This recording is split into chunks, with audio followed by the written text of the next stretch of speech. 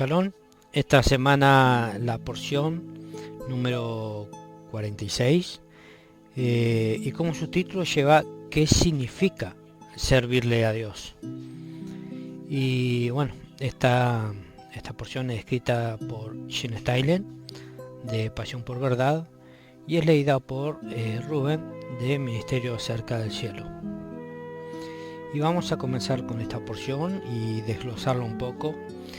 Y vamos a ver el contenido que tiene y qué podemos aprender y aplicar de ella en la vida diaria de cada uno de nosotros. Muchos temas salen a relucir a medida que los israelitas continúan su caminar hacia la tierra prometida. Estos temas nos dan una vista interna de lo que realmente le importa al Dios que ahora le sirven. Este nuevo Dios quiere que ellos sigan sus mandamientos, porque al hacerlo ellos serán bendecidos. Él los instruye para que destruyan todo lo que es malvado, no mezclándose con nada que sea pagano, y no servir tampoco a otros dioses porque lo habían hecho en el pasado. En este último punto, que me gusta dedicarle un poco más de tiempo, vamos a ver qué nos dice el libro de Deuteronomio, capítulo 3, versículos 3 y 4. Y no contraerás matrimonios con ellos, no darás tus hijas a sus hijos, ni tomarás sus hijas para tus hijos, porque ellos apartarán a tus hijos de seguirme para servir a otros dioses. Entonces la ira del Señor se encenderá contra ti y pronto te destruirá. Seguimos con otra escritura, Deuteronomio 7:16. Y destruirás todos los pueblos que el Señor tu Dios te entregue. Tu ojo no tendrá piedad de ellos, y tampoco servirás a sus dioses, porque esto será un tropiezo para ti. Vamos un poquito al libro de Éxodo, capítulo 8, versículo 1. Y entonces el Señor dijo a Moisés: Ve a Faraón y dile: Así dice el Señor, deja ir a mi pueblo para que me sirva. La pregunta que debemos hacernos: ¿qué significa servirle a Dios? ¿Qué significa eso hoy en día? Bueno, a través de todas las escrituras, el Señor nos dice que le sirvamos solo a Él. ¿Por qué es lo que realmente significa la palabra servir? Como la mayoría de nosotros vivimos en una sociedad de aquí del occidente, no somos capaces de leer el original hebreo de las escrituras y con frecuencia es muy difícil para nosotros comprender totalmente lo que Él está tratando de transmitirnos cuando leemos las traducciones tanto en español como en inglés, hasta que comenzamos a saturarnos en un pensamiento hebreo antiguo. Nunca seremos capaces de extraer de las escrituras todo lo que Él quiere que recibamos. Los hebreos eran principalmente una sociedad agrícola, de manera que cuando lea la Biblia, léala desde una perspectiva de un granjero de hace 3000 años atrás, y las escrituras tomarán vida y usted mirará un poco más claro. Veamos qué significa la palabra servir en el hebreo antiguo y verá lo que quiso decir. Bueno, vamos a desglosar un poquito la palabra servir, y la palabra hebrea para servir es abad, y en el diccionario Strong puede encontrarlo en el 5647, y la primera vez que es usada es en el Génesis 2:5, que dice así: y aún no había ningún arbusto en el campo ni en la tierra, ni había aún brotado ninguna planta del campo, porque el Señor Dios no había enviado lluvia sobre la tierra, ni había hombre para labrar la tierra. La primera vez que la palabra abad es usada en la Biblia es una conexión con labrar la tierra. Esto es llamado la ley de la primera mención. La primera vez que se usa la palabra es usada y nos da la intención del significado original, de manera que servir significa labrar. es una palabra que denota acción, un verbo. Cuando le servimos a Dios, estamos labrando para Él, ayudándole a Él a cultivar la tierra y asistiéndole en su campo. En hebreo significa también cultivar la tierra, esclavizar, trabajar y aún adorar o rendir culto. Piénselo como si fuera una granja comercial bien grande con cientos de trabajadores plantando, regando y cosechando en los campos. Esa es una ilustración de servir. Si nosotros estamos realmente sirviendo a Dios, entonces nosotros estamos en sus campos haciendo lo que podamos para asistir al dueño, para que tenga una cosecha exitosa. Aún un pequeño niño que lleva una canasta con pedazos pequeños de fruta está sirviendo a su maestro. De esta palabra que tenemos, la palabra servidor, ¿recuerda usted, por ejemplo, a Sadrach, Mesach y Abed-Negó? ¿Alguna vez se ha preguntado por qué Abed-Negó está dividido con un guión haciéndola dos palabras? Muy buena pregunta. Es porque son justamente dos palabras. Abed y Negó. Simplemente significa siervo de Negó. Este pobre hombre ni siquiera le dieron un apropiado nombre babilónico. Él solo le llamaron siervo de Negó. De manera que ahora que usted ya comprende lo que es servir, usted puede ver que un buen servidor es uno que sirve a su maestro hasta el suelo y que está enfocado en la cosecha. Esto es lo que realmente significa ser un adorador. La palabra hebrea para adoración significa inclinarse o postrarse. Veamos, cuando usted está plantando, trabajando en la tierra, usted dobla sus rodillas para plantar o para podar. Todo se relaciona con este concepto de trabajar la tierra. Echemos un vistazo al paleo original pictográfico para comprender el significado en hebreo de la palabra avad. Se deletrea Ashin Beit Dalet. Ashin se pronuncia así como se escribe. Era originalmente una figura de un ojo y significaba ver dentro. Ojo, percepción, revelación o intuición. Beit era una casa y Dalet era una puerta o una puerta abierta. Cuando usted pone todo esto en un conjunto, o esto junto, 4000 años atrás, servir significa ver y mirar dentro de la casa abriendo la puerta. Estas otras palabras, servir a Yahweh, era físicamente abrir la puerta de su casa y ver con atención adentro. Para servir y entrar en su casa, usted debe primero venir a través de Yeshua, porque Yeshua, quien proclamó ser la puerta. Juan 10, versículo 7. La próxima pregunta lógica es, ¿qué es lo que buscamos cuando entramos a la casa? Para encontrar las respuestas a eso, tenemos que ver la palabra amor. El pensamiento griego es principalmente filosófico y abstracto. En español, la palabra corazón está conectada al amor, pero no sabemos realmente el por qué. Es el órgano que bombea la sangre a través del cuerpo. No tiene una conexión real al amor, pero cuando usted ve en el paleo hebreo de la palabra corazón y cómo era originalmente interpretada, usted puede ver fácilmente cómo está conectada con amar.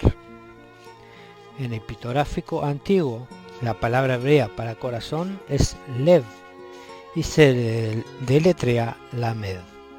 Y beit es de los jeroglíficos hebreos. La letra lamed era el bastón del pastor que era usado para guiar a sus ovejas. Su propósito original era dar instrucciones. Se convirtió en la primera letra simbólica de toda la Torá, la cual es la palabra hebrea para instrucciones. Beit era el diagrama de una casa o una tienda de campaña, y así también el comienzo de la palabra hebrea para casa. Cuando usted une estas dos palabras, corazón significa guardar o seguir las instrucciones de la casa. Cuando descubrimos que 1 Juan capítulo 5 versículo 3 dice que esos que aman a Dios guardan sus mandamientos y que sus mandamientos no son gravosos, es fácil comprender cómo el corazón está conectado con la definición de amor. Es también fácil de ver cómo el rey David llegó a ser un hombre conforme al corazón de Dios, porque él la amaba y meditaba su ley de día y de noche. Cuando amamos a una persona, necesitamos amarla de forma que ellos quieran ser amados y no de la forma que nosotros queremos amar. Amar es un verbo, una palabra que denota acción, pero no cualquier acción. El corazón es definido como seguir las instrucciones, o sea, la Torá, de la casa, específicamente de la casa de Dios. El hebreo es un lenguaje concreto, con ideas tangibles y reales. Cuando ya todo se ha dicho y hecho, servir a Dios significa fácilmente abrir la puerta, o sea, Yeshua, ver con atención dentro de las instrucciones de su casa, o sea, su palabra, y hacerlas. Amas a nuestras esposas o esposos y amarlos guardando su Torá, sus instrucciones. Amarlos de la forma que ellos o ellas desean ser amados. Amar a Dios es seguir las instrucciones de su casa con nuestro corazón a través de la fe en medio de Yeshua. La pregunta que podemos hacernos: ¿puede usted pensar en alguna forma en la que nosotros amamos a otros o amamos a Dios? ¿Y qué es más cómodo, como nosotros los amamos de la forma que ellos quieren ser amados? ¿Cuánto esfuerzo hacemos para amar a otros de la manera que ellos se sientan amados? ¿Cuándo fue la última vez que usted intencionalmente plantó una semilla de amor en su esposa o esposo, o su hermano, o un amigo, y que lo hizo sentir amado?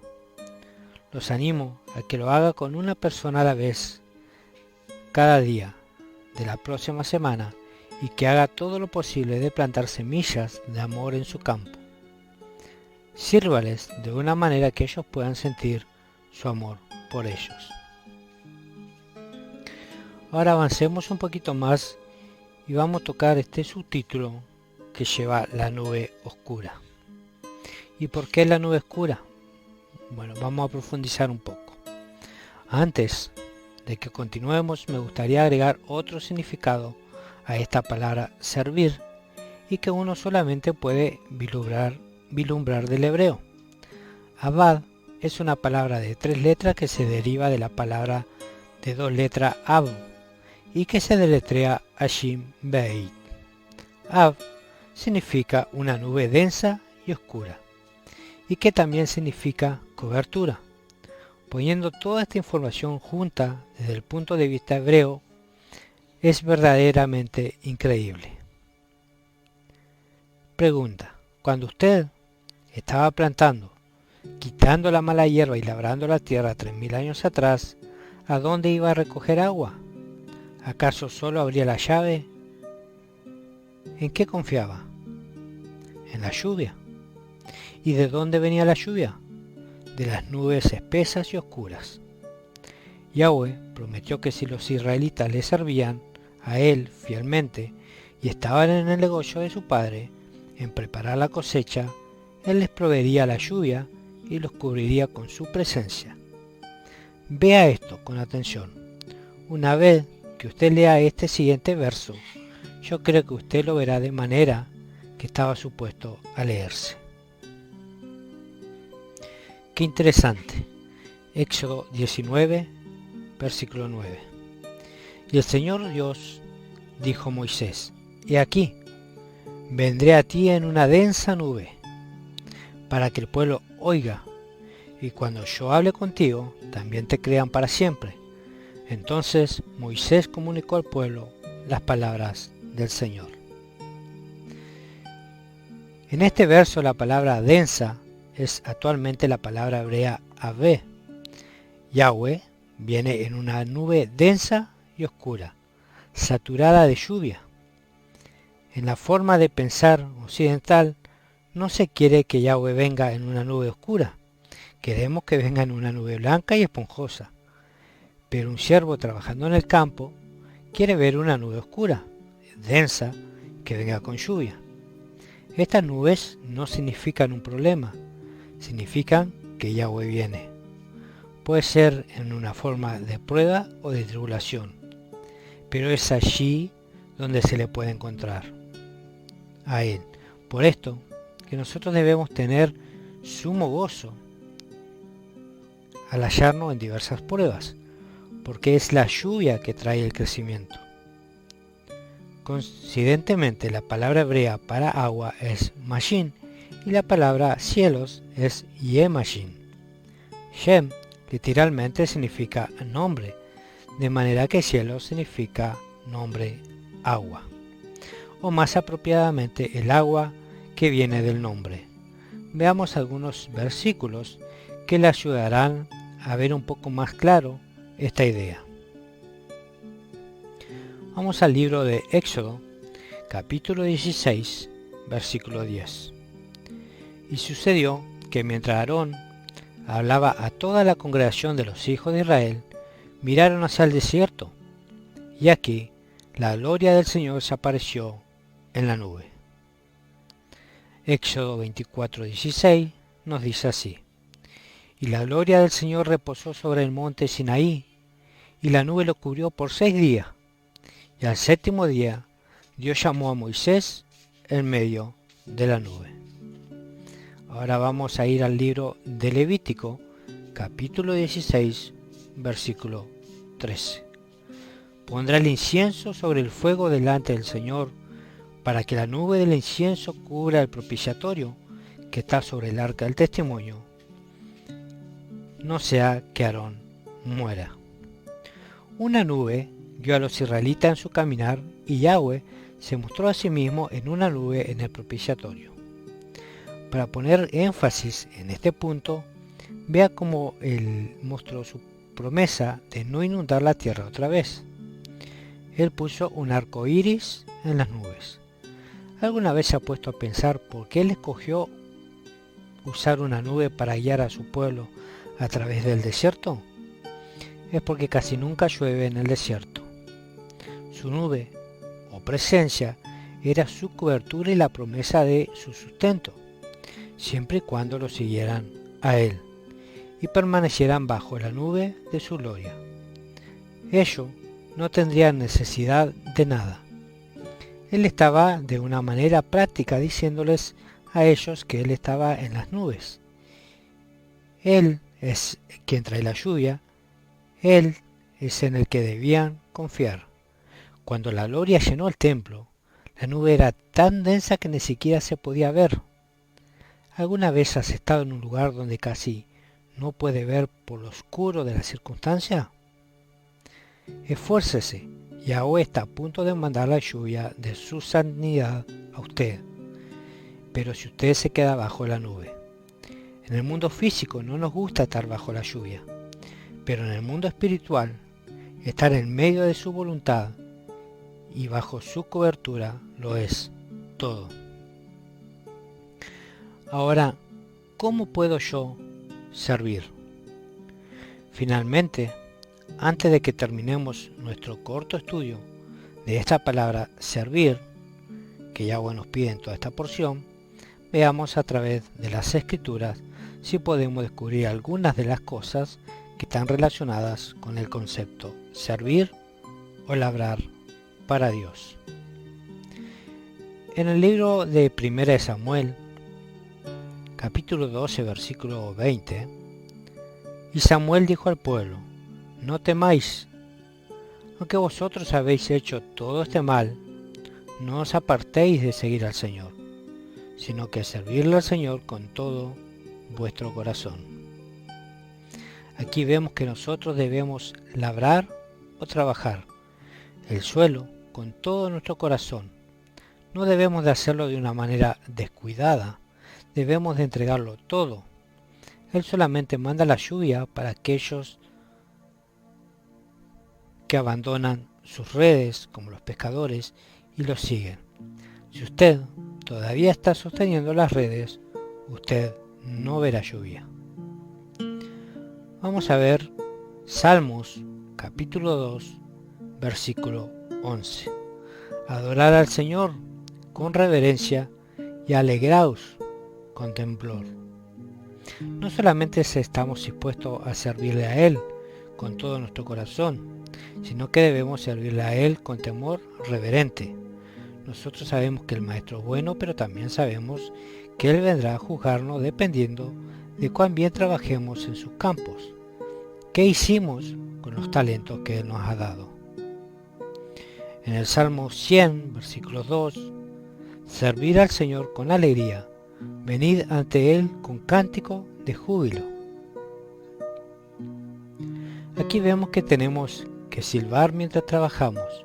No se supone que estemos quejándonos como los israelitas que se quedaron en el desierto. Estamos supuestos a estar gozosos y con alegría, labrando el suelo y esperando en Él por fe para que se manifieste y envíe la lluvia sanadora. Veamos qué nos dice Isaías en el capítulo 43, versículo 23. No me has traído las ovejas de tus holocaustos, ni me has honrado con tus sacrificios. No te he abrumado exigiendo ofrendas, ni te he cansado exigiendo incienso. El Padre dice que de parte de la definición de servirle a Él es presentarle una ofrenda. Cuando no presentamos una ofrenda, como en el verso anterior, estamos demostrando que nosotros mismos somos la fuente de nuestro sustento. Ahora, cuando le damos a Yahweh los primeros frutos de nuestra provisión, estamos literalmente agradeciéndole a Él por la lluvia. Él no solamente le está pidiendo que labre sus campos, sino que también le está permitiendo ser parte del fruto de su trabajo. La única cosa que Él pide es que le reconozcamos a través de nuestros diezmos y ofrendas. En esta misma línea de pensamiento, vamos a ver qué nos dice Mateo 6, 24. Nadie puede servir a dos señores, porque aborrecerá a uno y amará al otro, o se apegará a uno y despreciará al otro. No podéis servir a Dios y a la misma vez a las riquezas. Esta escritura le da un concepto nuevo a servir. Usted no puede labrar la tierra para Yahweh y para el dinero. O trabajamos exclusivamente en el campo, devotamente para el Maestro Rey, confiando totalmente en su provisión, o trabajamos para nosotros mismos, confiando en nuestra propia provisión y en el todopoderoso dólar o peso. O permanecemos cubiertos bajo su nube oscura labrando el campo para Él. O estamos descubiertos y expuestos labrando nuestro propio jardín fuera de su provisión. Con frecuencia el Padre nos da una cierta provisión que es de Él. Desafortunadamente a veces pensamos que no es suficiente y buscamos otro jardín fuera de su voluntad. Y terminamos sirviendo a dos dioses, sin ni siquiera darnos cuenta, manteniendo las apariencias. Para todos los que sirven a las riquezas, solamente los llevará a servir a Mamón. Ya sea que Yahweh lo haya bendecido con mucha riqueza o poca. Si estamos haciendo exactamente lo que Él quiere que hagamos, siempre será suficiente. Veamos la carta de Shaul, de Pablo, en Romanos 1:9. Pues Dios, a quien sirvo en mi espíritu, en la predicación del Evangelio de su Hijo, me es testigo de cómo, sin cesar, hago mención de vosotros. Este es un versículo muy interesante. ¿Qué cree usted que significa servir en el Espíritu? Es una buena pregunta. Si regresamos al concepto agrícola de servir, podemos ver fácilmente lo que Pablo está diciendo. Servir en el Espíritu es labrar, cultivar, trabajar y adorar en el Espíritu. No es todo acerca de hacerlo solamente físicamente para servir a Dios. También tenemos que trabajar en el Espíritu. ¿Y cómo logramos esto? En la última parte del verso, Pablo nos dice que una de las formas es a través de la oración. La oración mueve el terreno en el Espíritu y acelera las cosas. Es el Espíritu a través de la fe que traemos esas cosas que no están en el mundo terrenal, pero como si ya estuviesen aquí. Las montañas son movidas en el Espíritu. Estos que trabajan mucho en el Espíritu reciben mucho en el mundo espiritual y natural. Pero esos que trabajan solamente en lo natural reciben solamente en lo natural.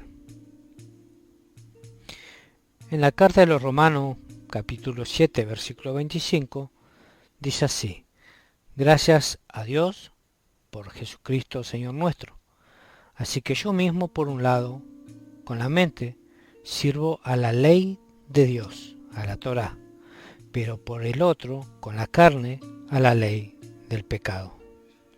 Este pasaje termina una batalla en este capítulo porque Pablo dice que él realmente quiere guardar la Torá, o sea, la ley de Dios, pero que él se encuentra otra ley que lo empuja al pecado. Es lo que se relaciona a nuestro tema. Pablo dice que su deseo es labrar y trabajar dentro de la ley de Dios porque se manifiesta en su vida como justicia. Pero mientras su deseo es de trabajar en los campos de Dios, él se encuentra a sí mismo trabajando para los campos del pecado. ¿Se puede usted identificar con la batalla de Pablo? La palabra hebrea Torá viene de la palabra Shará, que significa lanzar, tirar, como con flechas, aún lanzar agua. Puede representar una lluvia fuerte que rompe el barbecho, o sea, el terreno que se deja de sembrar para que descanse. Eso es lo que hace la ley de Dios. Cuando trabajamos en ella y aprendemos a moverla una y otra vez para sacar las pequeñas piezas de oro, rompe el barbecho de nuestras vidas, sacando la luz al pecado y trayendo un crecimiento sobrenatural. Veamos Juan capítulo 12, versículo 26. Si alguno me sirve, que me siga, y donde yo estoy, allí también estará mi servidor. Y si alguno me sirve, el Padre lo honrará. Por último, tenemos a Yeshua diciendo que es una persona puede seguirlo a él si esa persona se toma el tiempo de ayudarlo a él a cuidar su campo de la manera de él. Otra vez, seguir a Yeshua puede a veces parecer una idea abstracta, pero cuando lo ponemos de regreso en el contexto del hebreo, hay acciones concretas y reales.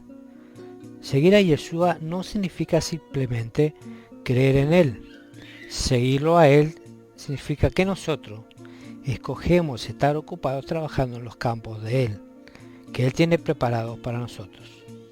No hay una imitación en el trabajo de la tierra. Es trabajo fuerte y pesado, y toma mucha gente para lograr una cosecha exitosa.